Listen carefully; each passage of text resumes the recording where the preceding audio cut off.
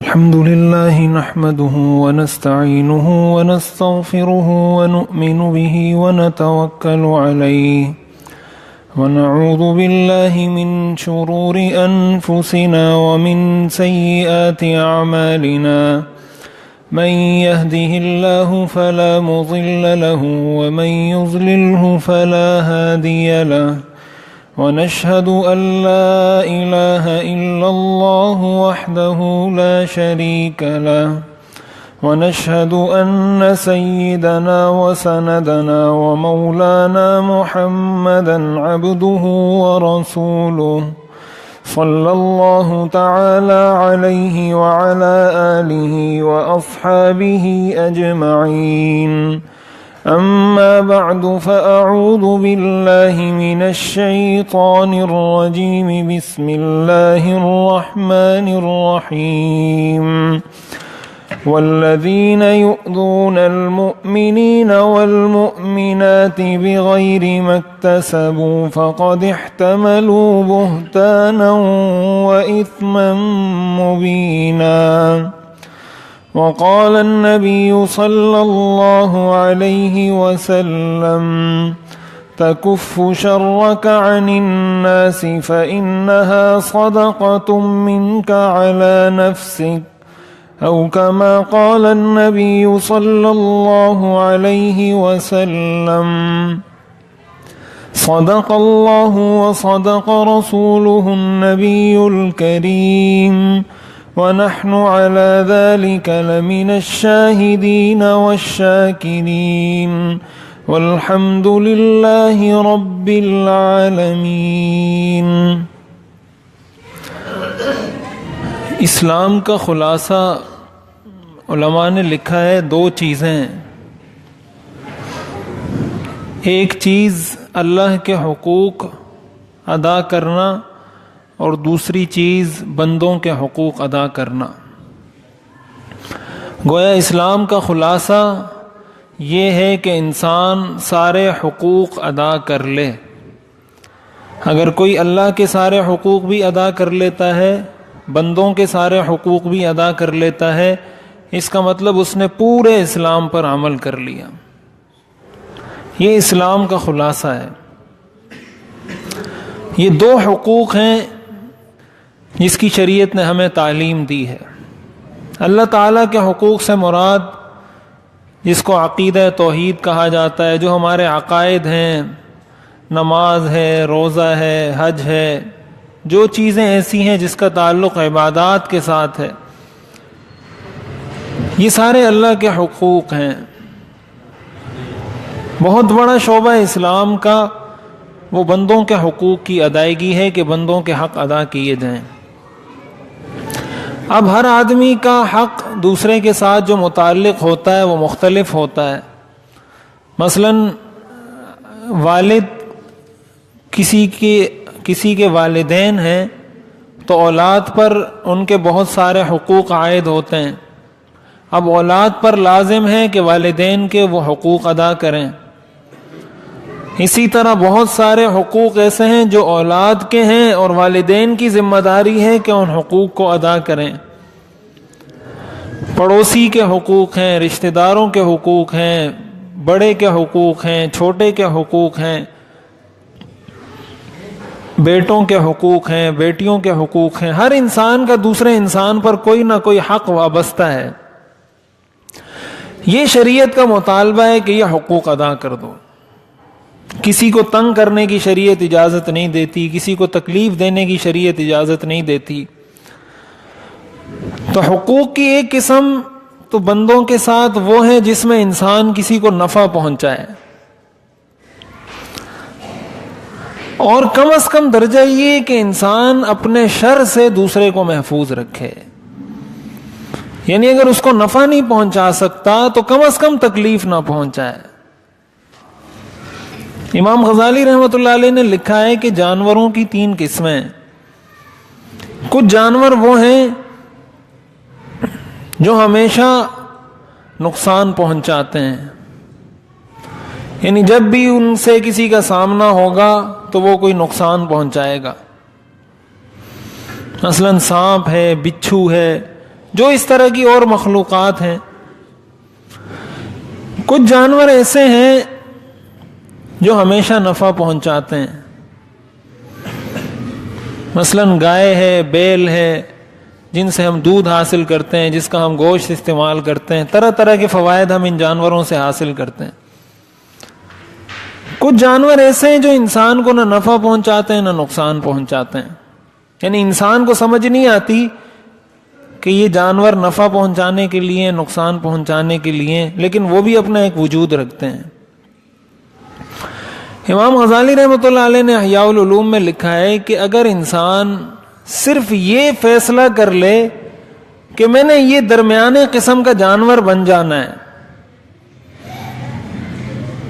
کہ کم از کم اگر میں نفع نہیں پہنچا سکتا تو میں کسی کو نقصان نہ پہنچاؤں.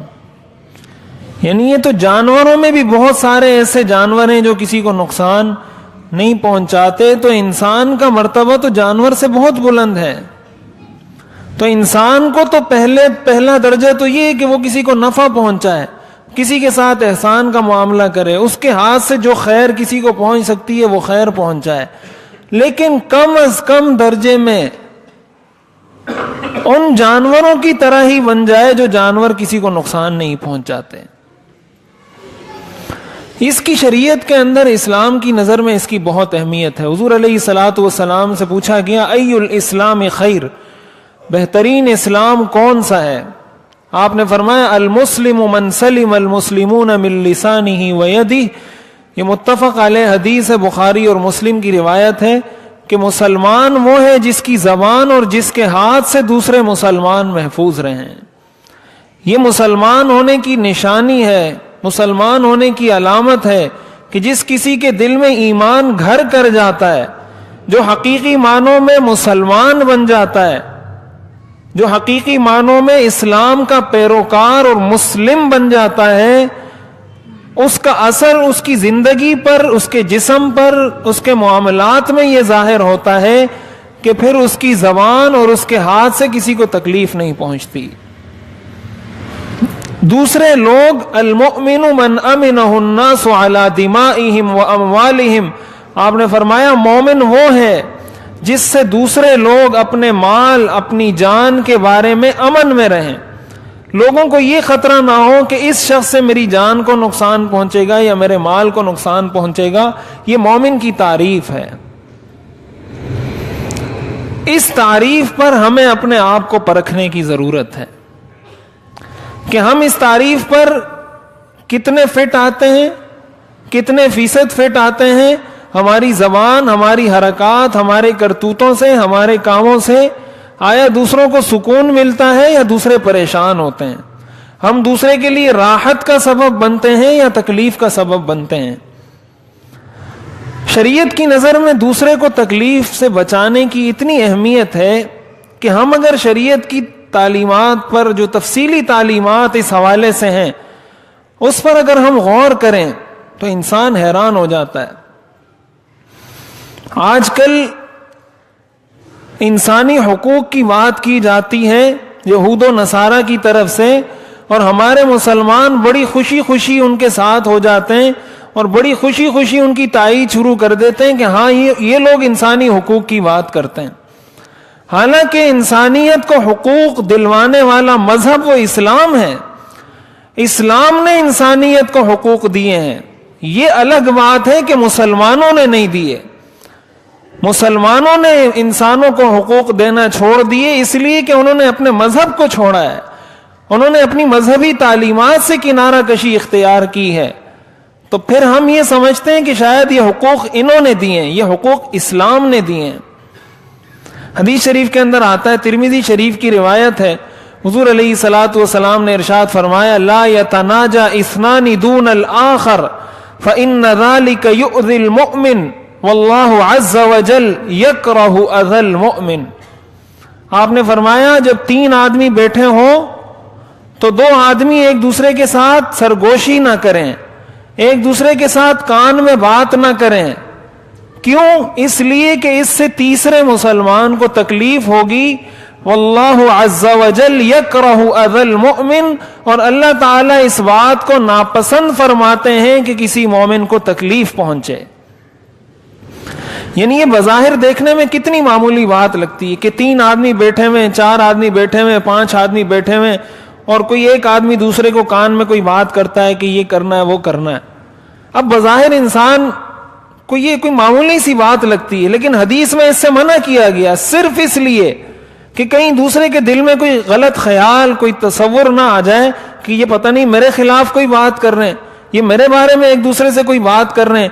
اس غلط خیال سے اس کو جو تکلیف ہوگی، اس تکلیف سے بچانے کے لیے آپ نے فرمایا کہ اس طرح کی مجلس میں 2 آدمیوں کو سرگوشی کی اجازت نہیں۔ تو جب اتنی تکلیف سے اسلام دوسرے مسلمان کو بچاتا ہے تو صریح تکلیف کسی کو پہنچانا، کسی کے لیے مصیبت کھڑی کرنا، کسی کو پریشانی میں مبتلا کرنا، یہ کتنا بڑا گناہ ہوگا۔ حدیث شریف کے اندر آتا ہے، حضرت ابو ذر رضی اللہ تعالی عنہ فرماتے ہیں، بخاری اور مسلم کی روایت ہے، حضرت ابو ذر فرماتے ہیں یا رسول اللہ ارأیت ان ضعفت عن بعض العمل، کہ یا رسول اللہ مجھے یہ بات بتلائیے کہ اگر میرے اعمال میں کچھ کمزوری آ جائے، میں صحیح طریقے سے اعمال ادا نہ کر سکوں، صحیح طریقے سے عبادت نہ کر سکوں، تو اس کا تدارک کیا ہوگا، اس کی تلافی کیسے ہوگی، اس کو میں کس طریقے سے پورا کروں گا۔ اب ظاہر ہے جب حضرت ابو ذر رضی اللہ تعالی عنہ یہ فرما رہے ہیں تو ہم اور آپ کیا اللہ کی عبادت کا حق ادا کر سکتے ہیں؟ جب حضرت ابو ذر رضی اللہ تعالی عنہ جنہوں نے دنیا کو بالکل چھوڑ دیا تھا، یہ وہ صحابی ہیں جن کو کہا جاتا ہے کہ دنیا سے ان کو بالکل لگاؤ نہیں تھا، ان کا یہ مذہب اور یہ مسلک تھا کہ ایک وقت کے کھانے سے زیادہ کوئی شخص اپنے گھر میں کوئی چیز نہیں رکھ سکتا، اتنے یہ دنیا سے لا تعلق اور بے رغبت ہے حضرت ابو ذر رضی اللہ تعالی عنہ۔ انہوں نے پوچھا کہ اگر مجھ سے کوئی کمزوری ہو جائے تو میں کیا کروں؟ حضور علیہ الصلوۃ والسلام نے ارشاد فرمایا تکف شرک عن الناس فانها صدقۃ منک علی نفسک، اس کا حل یہ ہے کہ اپنے شر سے لوگوں کو بچا کر رکھنا، تمہارا یہ عمل تمہارے لیے صدقہ بن جائے گا اور اس عمل سے تمہارے اس کمی کی تلافی ہو جائے گی، پورا ہو جائے گا تمہارا وہ عمل۔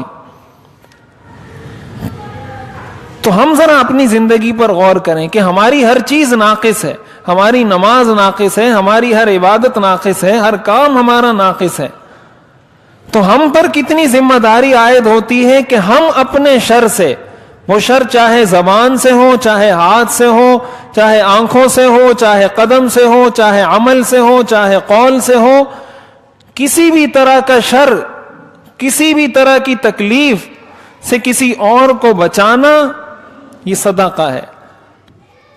حضور علیہ الصلوۃ والسلام نے ارشاد فرمایا الایمان بضع و70 شعبۃ، اسلام کے 70 سے زیادہ شعبے ہیں، فافضلها قول لا الہ الا اللہ، ان میں سب سے افضل شعبہ وہ لا الہ الا اللہ ہے، وادناها اماطۃ الاذى عن الطریق، اور اسلام کا سب سے کم ترین شعبہ وہ یہ ہے کہ راستے سے تکلیف دہ چیز کو ہٹا دو، راستے سے تکلیف دہ چیز کا ہٹانا یہ اسلام کا کم ترین درجہ ہے، کم ترین شعبہ ہے۔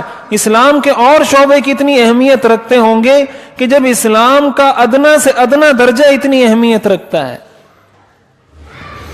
راستے سے تکلیف دہ چیز کا ہٹانا، آپ نے فرمایا ان تمیط الاذى عن الطریق صدقہ، آپ نے فرمایا یصبح کل سلامہ من الناس علیہ صدقہ، کہ انسان جب صبح اٹھتا ہے تو اس کے ہر جوڑ پر لازم ہے کہ وہ اللہ کا شکر ادا کرے، اس کا یہ جوڑ ٹھیک کام کر رہا ہے اس پر وہ اللہ کا شکر ادا کرے، اس کا یہ جوڑ ٹھیک کام کر رہا ہے اس پر اللہ کا شکر ادا کرے، یہ جوڑ ٹھیک کام کر رہا ہے اس پر اللہ کا شکر ادا کرے، یہ جوڑ ٹھیک کام کر رہا ہے، اس پر اللہ کا شکر ادا کرے.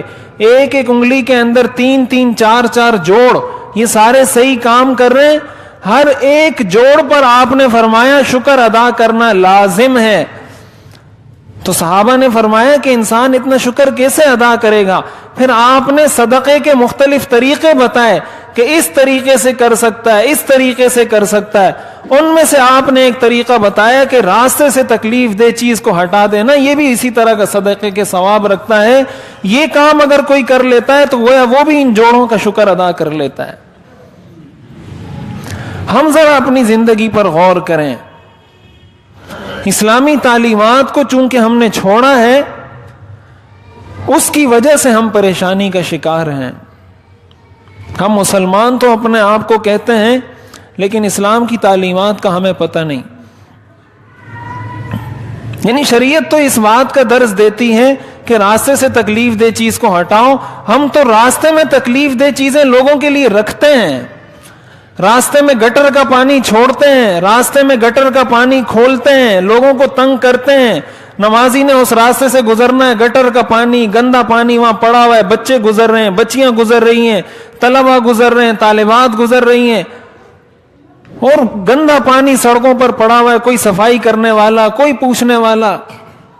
اس میں ہم سب برابر کے شریک ہیں. ہم سب برابر کے شریک ہیں اس میں. اسلام تو اس بات کا درس دیتا ہے کہ راستے سے تکلیف دہ چیز کو ہٹاؤ. ہمارے ہاں تو جب احتجاج ہوتا ہے، جب مظاہرہ ہوتا ہے، جب تک سڑک بند نہیں کرے ہمارا احتجاج کامیاب نہیں ہوتا. ایک سڑک بند کی جاتی ہے، نہ جانے کتنی ایمبولینسز اس میں پھنس جاتی ہیں، کتنے لوگوں کی جانیں چلی جاتی ہیں، ہمارا احتجاج ختم نہیں ہوتا. یہ احتجاج کیا اس مریض کے خلاف تھا جس کی جان چلی گئی؟ یہ اس زخمی کے خلاف تھا جو ایمبولینس میں تڑپ تڑپ کر جان دے گیا؟ یا یہ حکومت کے خلاف تھا؟ حکومت کے سر پہ تو ان کو تو جوں تک نہیں رینگی، اس کی جان چلی گئی، وہ زخموں میں تڑپ تڑپ کر جان دے کر چلا گیا. ہمیں اس چیز کا احساس تک نہیں ہوتا. قیامت کے دن اس چیز کا جواب دینا ہوگا. کیسے تمہارے سڑک بند کرنے کی وجہ سے کسی کی جان گئی تھی؟ یہ کوئی مذاق نہیں ہے. ہمارے سیاسی رہنماؤں کو اس چیز پر غور کرنا چاہیے، اور افسوس ہے ہمارے نوجوانوں پر. ایسے لوگوں کو اپنا سیاسی رہنما، سیاسی قائد بناتے ہیں جن کو اسلام کی اتنی بنیادی تعلیم کا نہیں پتا. راستے بند کر کے بیٹھ جائیں گے، دھرنے دے کر بیٹھ جائیں گے، مظاہرے کر کے. پتہ نہیں کتنی تکلیف لوگوں کو ہوتی ہے، گھنٹوں گھنٹوں ٹریفک جام رہتی ہے، کتنے ضروری کام اس کی وجہ سے مس ہو جاتے ہیں. بھائی احتجاج کرنا ہے، حکومت پر پریشر ڈالنا ہے، کوئی ایسا طریقہ پریشر ڈالنے کا نکالو جس سے عوام کو تو تکلیف نہ ہو. ہمیں اس چیز کا احساس ہی نہیں. کبھی کوئی ایک پل بند کر دے گا، کوئی دوسرا پل بند کر دے گا، کوئی ایک سڑک بند کر دے گا، کوئی دوسری سڑک. یہ ہمارا معمول بن چکا ہے. اس کو ہم گناہ سمجھتے ہی نہیں، اس کو ہم غلط کام سمجھتے ہی نہیں. یعنی وہ گناہ کا احساس ہمارے ضمیر سے نکل چکا ہے. کسی کی شادی ہوگی تو وہ دونوں طرف ٹینٹ لگا کر گلی بند کر دے گا، کیونکہ اس کے بیٹے یا بیٹی کی شادی ہے. اس راستے سے گزرنے والوں کو راستہ بند، راستہ بلاک، کیوں؟ فلاں کے بیٹے کی شادی ہے. یہ ہماری خوشی ہوتی ہے جس میں ہم سینکڑوں لوگوں کو تکلیف پہنچاتے ہیں. کسی کی میت ہوگی تو راستے میں ٹینٹ لگا کر دعا کے لیے بیٹھ جائیں گے، دعائے فاتحہ ہو رہی ہے، ایصال ثواب ہو رہا ہے. کس کے لیے؟ مردے کے لیے. یہ ایصال ثواب نہیں ہے، ایصال گناہ ہے. راستہ بند کر کے آپ بیٹھے ہیں، اس سے مردے کو ثواب پہنچے گا یا گناہ پہنچے گا؟ کتنے لوگوں کو اس سے تکلیف ہوتی ہے. گاڑی پارک کرنی ہوگی، نو پارکنگ میں گاڑی کھڑی کر کے چلے جائیں گے، سڑک کے بیچ میں گاڑی کھڑی کر کے چلے جائیں گے، گلی کے بیچ میں گاڑی کھڑی کر کے چلے جائیں گے. نہ کوئی آ سکتا ہے نہ کوئی جا سکتا ہے، اور جناب کھڑی کرنے والے کو کوئی پرواہ نہیں کہ میں نے کوئی گناہ کیا ہے. یہاں میں نے عرض کیا، یہاں وضو کے لیے لوگ آتے ہیں، کوئی آ کے نسوار پھینکتا ہے، کوئی آ کے تمباکو پھینکتا ہے، کوئی آ کے گٹکا پھینکتا ہے. دیکھنے والا دیکھ کے اس کو الٹی آتی ہے. یہ کون سی تہذیب ہے؟ کون سی ثقافت ہے یہ؟ اگر آپ نے نسوار استعمال کرنی ہے، کسی ایسی جگہ اس کو پھینکے جس سے دوسرے کو تو تکلیف نہ ہو. حدیث شریف میں تو یہ فرمایا گیا جو لہسن کھائے، جو پیاز کھائے، وہ ہماری مسجد کے قریب نہ آئے. آپ مجھے بتائیں پیاز کھانے والے کے منہ سے کتنی بدبو آتی ہے. حدیث شریف میں اس سے منع کیا گیا جس نے کچی پیاز کھائی ہو وہ مسجد نہ آئے، اس لیے کہ اس سے مسلمانوں کو تکلیف ہوتی ہے۔ تو جب پیاز کھانے کی بدبو تو ساتھ والے کو بھی محسوس نہیں ہوتی، اس سے شریعت میں منع کیا گیا۔ یہ جو ہم نسوار یہاں اس طرح پھینک دیتے ہیں، یہ جو ہم راستوں پہ کچرا، جو گھر سے کچرا اٹھائے گا سڑک پر چلتے چلتے کسی بھی جگہ پھینک دے گا، ہر جگہ کو ہم نے کچرا کنڈی بنایا ہوا ہے۔ یہ اسلام کی تعلیمات نہیں ہے، یہ ہرگز اسلام کی تعلیمات نہیں ہے۔ اسلام تو اس چیز کا درس دیتا ہے کہ انسان اپنے آپ کو مہذب بنائے، معاشرے کے اندر تہذیب سے رہنا سیکھے۔ یہ ساری چیزیں حدیث شریف کے اندر آتا ہے، صحابہ نے حضور علیہ الصلوۃ والسلام سے عرض کیا، یہ بات جو میں اکثر کہا کرتا رہتا ہوں نا کہ ہم نے اسلام کو چند چیزوں میں منحصر کر لیا ہے۔ اس حوالے سے میں آپ کے سامنے ایک حدیث پیش کرتا ہوں، مسند احمد کی روایت ہے۔ ابو ہریرہ رضی اللہ تعالیٰ عنہ فرماتے ہیں حضور علیہ الصلوۃ والسلام سے ایک شخص نے عرض کیا، ان فلانۃ یذکر من کثرت صلاتها وصیامها وصدقتها غیر انها تؤذی جیرانها بلسانها۔ آپ نے فرمایا فلاں عورت ہے، بہت زیادہ نمازیں پڑھتی ہے، یہ مسند احمد کی روایت ہے، اپنا کوئی قول نقل نہیں کر رہا، حضور علیہ الصلوۃ والسلام کی حدیث ہے۔ آپ سے پوچھا گیا فلاں عورت ہے، بہت زیادہ نمازیں پڑھتی ہے، بہت زیادہ روزے رکھتی ہے، بہت زیادہ صدقہ دیتی ہے، لیکن ایک بیماری ہے اس میں کہ اپنے پڑوسیوں کو اپنی زبان سے تکلیف پہنچاتی ہے۔ آپ نے فرمایا ہی فی النار، یہ جہنمی ہے۔ دوسری عورت کے بارے میں پوچھا گیا، یا رسول اللہ فإن فلانة يذكر من قلة صيامها وصلاتها وصدقتها وأنها تتصدق بالأثوار من الأقط ولا تؤذي جيرانها۔ دوسری عورت کے بارے میں پوچھا گیا کہ وہ نمازیں بھی بہت کم پڑھتی ہیں، نمازیں کم پڑھنے کا مطلب نفلی نمازیں بھی کم پڑھتی ہے، نفلی روزے بھی کم رکھتی ہے، نفلی صدقے بھی بہت کم کرتی ہے، لیکن اپنے پڑوسیوں کا بہت خیال کرتی ہے۔ آپ نے فرمایا ہی فی الجنہ، یہ جنتی ہے۔ یہ حقوق العباد ہیں۔ ہم اپنے عمل سے کتنے لوگوں کو تکلیف پہنچاتے ہیں، ہم اپنے پڑوسیوں کو کتنا ہم نے تنگ کر کے رکھا ہوا ہے۔ ایک دوسرے کو لڑانا ہماری زندگی کا مقصد بن چکا ہے۔ حضور علیہ الصلوۃ والسلام نے فرمایا لیس منا من خبب امرأة علی زوجها، ہم میں سے نہیں ہے وہ شخص جو کسی عورت کو اس کے شوہر کے خلاف اکسائے یا کسی شوہر کو اپنی بیوی کے خلاف اکسائے، وہ ہم میں سے نہیں۔ حضور علیہ الصلوۃ والسلام نے ارشاد فرمایا یا معشر من اسلم بلسانہ، اے وہ لوگوں جو اپنی زبان سے تو اسلام لے کر آئے ہو، وَلَمْ يُفِضِ الْإِيمَانُ إِلَىٰ قَلْبِ، لیکن ایمان ان کے دلوں میں نہیں اترا، لَا تُؤْذُوا الْمُسْلِمِينَ، مسلمانوں کو ایذا مت پہنچاؤ۔ یعنی اس کا مطلب یہ ہوا کہ مسلمانوں کو ایذا پہنچانا یہ ایسا گناہ ہے، گویا اس کا مطلب یہ ہوا کہ یہ زبان سے تو مسلمان ہے لیکن اس کے دل میں ایمان کی چاشنی، ایمان کی حلاوت اس کے دل میں نہیں اتری ہے، اس کو ایمان کی وہ حلاوت حاصل نہیں ہوئی ہے۔ تو اس لیے حدیث شریف میں جو آتا ہے کہ آپ نے پوچھا تم لوگ جانتے ہو مفلس کون ہے؟ صحابہ نے فرمایا جس کے پاس درہم دنانیر پیسے نہ ہو اس کو ہم مفلس کہتے ہیں۔ آپ نے فرمایا مفلس وہ نہیں، یہ مسلم شریف کی روایت ہے۔ آپ نے فرمایا مفلس وہ ہے حقیقت میں، دیوالیہ وہ شخص ہے حقیقت میں جو قیامت کے دن آئے گا بہت ساری نمازیں لے کر، بہت سارے صدقے لے کر، بہت سارے حج لے کر، بہت ساری عبادتیں لے کر، وَيَأْتِي قَدْ شَتَمَ هَذَا وَقَذَفَ هَذَا وَأَكَلَ مَالَ هَذَا وَسَفَكَ دَمَ هَذَا وَضَرَبَ هَذَا، اس کو اس نے گالی دی ہوگی، اس کا اس نے خون بہایا ہوگا، اس کو اس نے مارا ہوگا، اس پر اس نے تہمت لگائی ہوگی، تو ہر ایک حق والے کو اس کی نیکیاں دے دے دے دے کر یہاں تک یہ شخص پہنچ جائے گا کہ اس کی اپنی نیکیاں بالکل زیرو ہو جائیں گی، اور حق والے آئیں گے ان کے گناہ بھی اس پر لاد دیے جائیں گے، اوندھے منہ اس کو جہنم میں گرا دیا جائے گا۔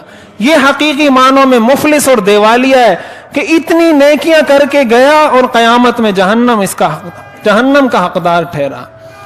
اس لیے حقوق العباد کو اتنا معمولی اور اتنا ہلکا نہیں سمجھنا چاہیے. اسلام کی تعلیمات کا خلاصہ یہ دو چیزیں ہیں: اللہ کا حق ادا کرو، بندے کا حق ادا کرو. جو شخص جتنے حقوق اچھے طریقے سے ادا کرنے والا ہوگا وہ اتنا اچھا مسلمان ہے. جو جتنے حقوق کم درجے کے ادا کرنے والا ہوگا اس کے ایمان اور اسلام کا وہی درجہ ہے. ہم اپنی زندگی پر غور کریں کہ ہم اللہ کے حقوق کتنے ادا کرتے ہیں، بندوں کے حقوق کتنے ادا کرتے ہیں. اللہ تعالی ہمیں دین کی صحیح سمجھ اور اس پر عمل کرنے کی توفیق عطا فرمائے.